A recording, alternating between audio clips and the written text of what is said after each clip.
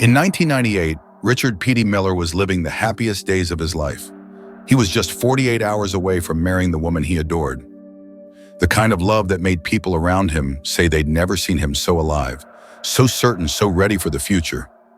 He had a suit waiting, a ring paid for, a house filled with wedding decorations. But instead of walking down the aisle, Petie vanished. To understand how impossible this felt, you need to know who Petie was. He lived with his fiancée, Cheryl, in rural North Carolina, one of those quiet southern towns where secrets don't last and neighbors notice everything. Petie wasn't the type to run away or get cold feet.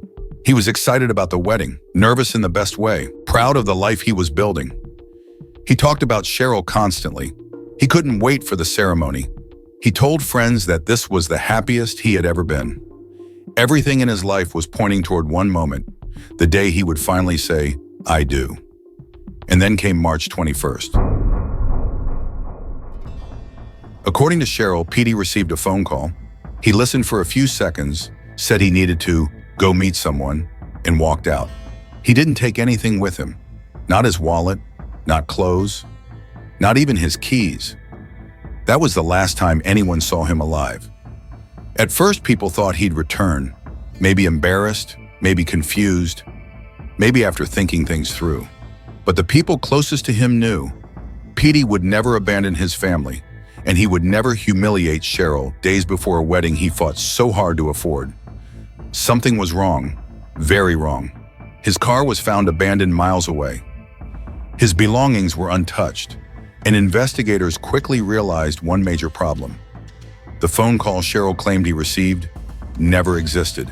When detectives pulled the phone records, there was nothing. No incoming call, no unknown number, not even a missed connection.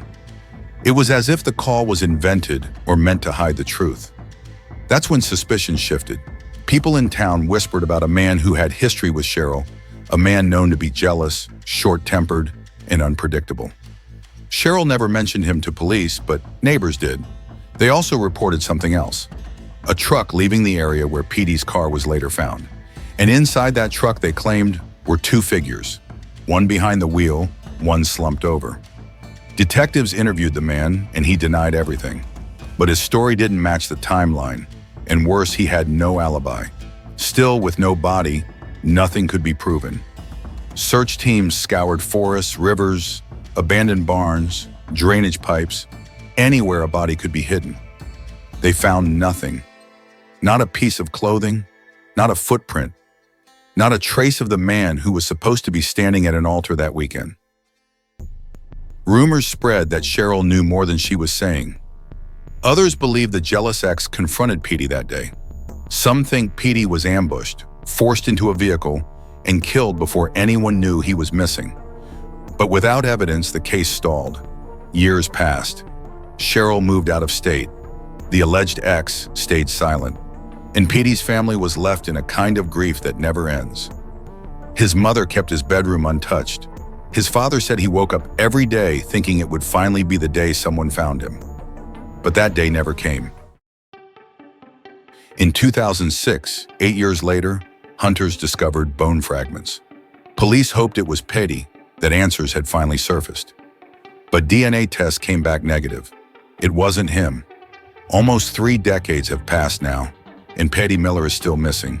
No confession, no arrest, no confirmed suspect.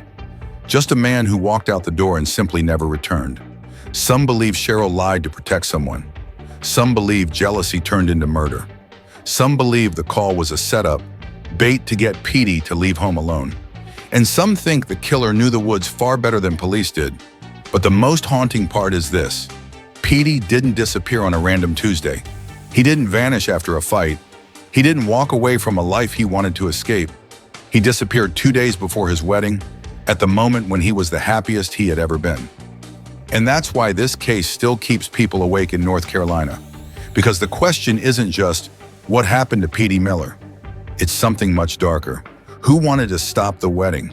And why did they succeed? If you enjoyed this video, consider supporting the channel by leaving a like and subscribing. Thank you, and I'll see you in the next one.